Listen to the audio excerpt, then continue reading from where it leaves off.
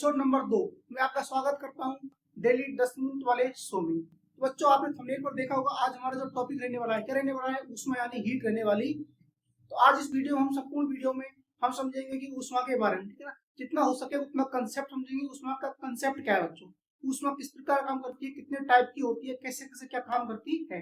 तो इसी वीडियो के साथ हमारे चैनल के साथ जुड़े रहने के लिए आप हमारे चैनल को सब्सक्राइब कीजिए। तो आज हमारा टॉपिक रहने वाला है बच्चों, क्या ऊष्मा क्या रहने वाला है?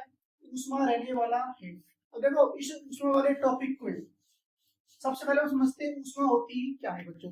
ऊष्मा क्या होती है? ऊष्मा एक तरह का क्या है बच्चों? ऊर्जा। क्या है? ऊष्मा एक तरह की क्या है? ऊर्जा है। यानी किसी भी काम को पूरा कराने के लिए हमें क्या देनी पड़ती है बच्चों? ऊष्मा देनी पड़ती है। जैसे मान के चलो, हमें बर्फ को पिघलाना है, क्या देनी पड़ेगी? ऊष्मा। कपड़ों को सुखाना है, क्या देनी पड़ेगी? ऊष्मा। यानी किसी भी काम को पूरा करवाने के लिए क्या देनी पड़ती है? जो ऊर्जा देते हैं जिस रूप में, वही क्या होती है बच्चों? ऊष्मा होती है। इसे ऊष्मा को अपन किससे प्रदर्शित करते हैं बच्चों? जैसे किससे करते हैं? ऊष्मा को जैसे प्रदर्शित किया जाता है बच्चों। ठीक है, आगे देखो। यानी किसी भी काम को करने के लिए अपन को ऊर्जा देनी पड़ती है, वो क्या होती है? ऊष्मा होती है। यानी कि जे बराबर होता है बच्चों, क्या होता है? W upon Q. क्या होता है? जे बराबर होता है W अपॉन क्यू। यहाँ देखो होता कैसे ही, यानी किया गया कार्य, क्या बच्चों? किया गया कार्य दी गई ऊष्मा में क्या होता है? समानुपाती होता है।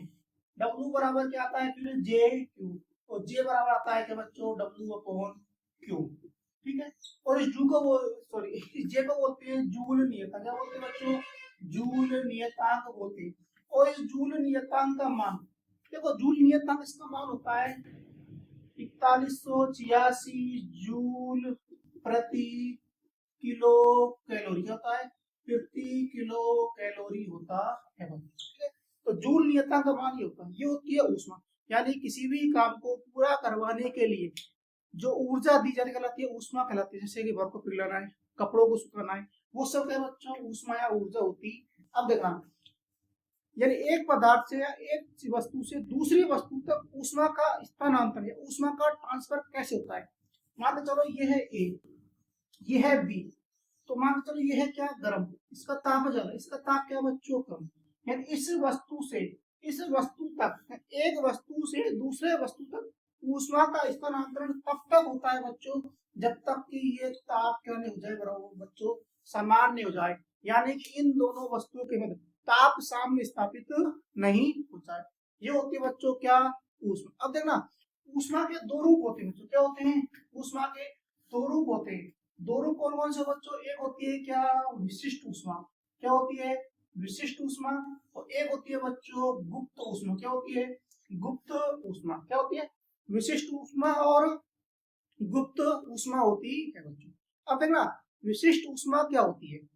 विशिष्ट ऊष्मा का मतलब होता है कोई पदार्थ है, उसके तापमान में 1 डिग्री सेल्सियस वृद्धि करने के लिए जितनी ऊष्मा दी जाती है। मान चलो ये कोई पदार्थ है, इसका तापमान 10 डिग्री सेल्सियस है, 10 से कम करना है, 11 करना है, 11। अवस्था परिवर्तित नहीं होनी चाहिए, सिर्फ तापमान परिवर्तित होगा। तापमान कितना होगा बच्चों? 10 से हो गया 11।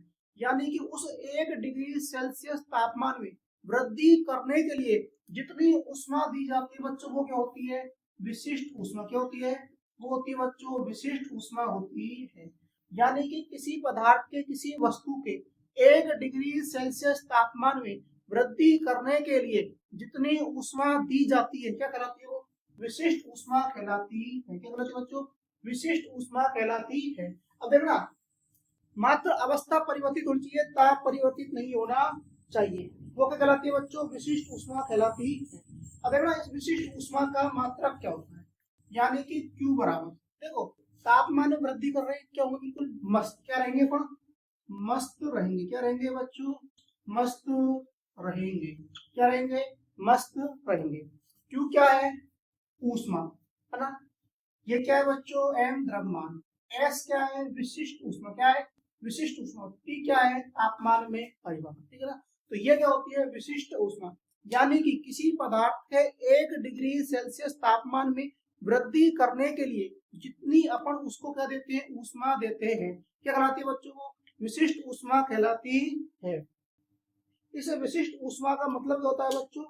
यानी क्या रहता है, मस्त क्या है, मस्त होता है। अब देखना एस निकालो, एस बराबर Q upon M del T. क्या है, एस बराबर Q upon M del T. Q का मतलब क्या होता है बच्चों, जूल, क्या जूल। एम यानी द्रव्यमान तो किलोग्राम इनवर्स, और टी यानी ताप तो केल्विन इनवर्स, क्या केल्विन का इनवर्स है। ये होती है क्या, विशिष्ट ऊष्मा। तो जल की विशिष्ट ऊष्मा कितनी होती है बच्चों, एक। कितनी होती है जल की, याद रखना कितनी होती है, एक होती है। अब बात करते हैं अपन दूसरी गुप्त ऊष्मा बच्चों, किसके बारे में, गुप्त ऊष्मा के बारे में बात करते हैं। तो देखना गुप्त ऊष्मा क्या होती है बच्चों, गुप्त ऊष्मा। देखो गुप्त ऊष्मा का क्या मतलब है, इसमें तो क्या ताप परिवर्तित हुआ है, इसमें सिर्फ क्या होगी बच्चों, अवस्था। क्या होगी, अवस्था परिवर्तित होती है, ना कि ताप परिवर्तित होता है। यानी कि किसी पदार्थ की एक अवस्था से दूसरे अवस्था में उसको जैसे ठोस को द्रव में, द्रव को गैस में, मतलब यानी किसी पदार्थ की अवस्था परिवर्तित करने के लिए उसे जितनी ऊष्मा दी जाती है क्या कहलाती है बच्चों, वो गुप्त ऊष्मा कहलाती है। और यहाँ क्या है, सिर्फ ताप में परिवर्तन करना है। यहाँ क्या है, सिर्फ अवस्था में ताप वही रहना चाहिए। क्या होती है वो गुप्त ऊष्मा। क्या देखो गुप्त ऊष्मा दो प्रकार के, ठोस है वस्तु किसमें बदली, द्रव में। वस्तु द्रव है किसमें बदली, गैस में। किसमें बदली बच्चों, गैस। अब देख रहा जब देखो ये क्या है, गलन, और ये क्या है, वाष्प। ठीक है ना, इसका मतलब इसे बोलते हैं अपन क्या, गलना। क्या बोलते हैं, गलना यानी गलन। और द्रव का गैस में यानी क्या बोलते हैं, वाष्प। क्या बोलते हैं बच्चों, वाष्पन बोलते हैं। अब देखो जब किसी वस्तु या पदार्थ को ठोस अवस्था से द्रव अवस्था में परिवर्तित करने के लिए तापमान उतना रहेगा, परिवर्तित करने के लिए जितनी ऊष्मा देते हैं वो कराती है गलन की गुप्त ऊष्मा। क्या बच्चों, गलन की गुप्त ऊष्मा। मतलब ठोस से द्रव में बदलना है, किसमें, ठोस से द्रव में बदलने के लिए जो ऊष्मा है वो क्या है, गलन ऊष्मा। देखना वाष्प, जब किसी पदार्थ को द्रव अवस्था से किसमें लाना है, गैस में लाना है, याद रखना उसे बोलते हैं वाष्प। द्रव का गैस में क्या, वाष्पन बोलते हैं, वेपराइजेशन। देखना वाष्पन, जब किसी पदार्थ की द्रव अवस्था से उसे गैस अवस्था में लाया जाता है वो होती है वाष्पन की गुप्त ऊष्मा। क्या होती है बच्चों, वाष्पन की गुप्त ऊष्मा। अब ध्यान रखना गलन की गुप्त ऊष्मा का मान होता है क्या, 80 किलो। ये कौन बच्चों, 80। और वाष्पन की गुप्त ऊष्मा का मान होता है 536, या आपको कई जगह 540 मिलेगा। ठीक है, तो गलन की गुप्त ऊष्मा कितनी होती है, 80, और वाष्पन कितनी होती है बच्चों, 536 या 540 होती है। अब देखना विशिष्ट ऊष्मा का सूत्र क्या होता है, Q बराबर mst, और गुप्त ऊष्मा का होता है Q बराबर मांगी लाल। क्या, Q बराबर मांगी लाल। L क्या है, गलन की गुप्त ऊष्मा या वाष्पन की गुप्त ऊष्मा, यानी कि Q अपॉन L बराबर Q अपॉन M। ये होता है इसका बच्चों क्या सूत्र, यानी Q बराबर क्या होता है, मांगी लाल। अब देखना इसका मात्रा क्या है, ऊष्मा यानी जूल। क्या बच्चों, जूल। एम यानी द्रव्यमान को किलोग्राम इनवर्स। क्या, किलोग्राम इनवर्स होता है। इसे क्या होगा, 80 joule kilogram inverse, 536 540 joule kilogram inverse.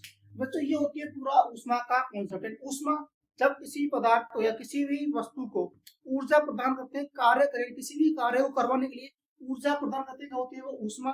ठीक है, स्वर्ग को पिघलाना है, कपड़ों को सुखाना है। ऊष्मा का प्रतीक जे होता है। ठीक है, जे बड़ा होता है डब्ल्यू अपॉन क्यू।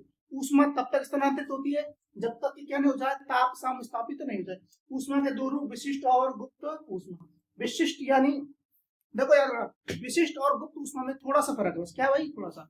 विशिष्ट ऊष्मा में बच्चों क्या होगा, सिर्फ और सिर्फ ताप परिवर्तित होगा, अवस्था परिवर्तित नहीं होगी। लेकिन गलन ऊष्मा में क्या होगा बच्चों, गुप्त ऊष्मा में क्या होता है, सिर्फ क्या होगा, ताप परिवर्तित होती है, ना कि उसकी सॉरी क्या होती है, अवस्था परिवर्तित होती है, ना कि ताप परिवर्तित होता है। ताप तो उतना ही रहेगा, लेकिन वो ठोस से कभी द्रव में आ जाएगी, द्रव से क्या बन जाएगी, गैस बन जाएगी।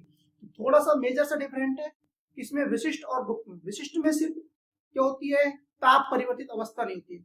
गुप्त में सिर्फ अवस्था परिवर्तित होती है, ताप नहीं होती है। गलन की गुप्त ऊष्मा कितनी होती है बच्चों, 80, है ना। और वाष्पन की गुप्त ऊष्मा कितनी होती है बच्चों, 536 का जगह आपको 540 मिलेगा। ठीक है, ये होता है पूरा ऊष्मा का कॉन्सेप्ट। ठीक है, यदि आपको वीडियो अच्छी लगे तो इसको लाइक करना, कमेंट करना, हमारे चैनल को सब्सक्राइब करना।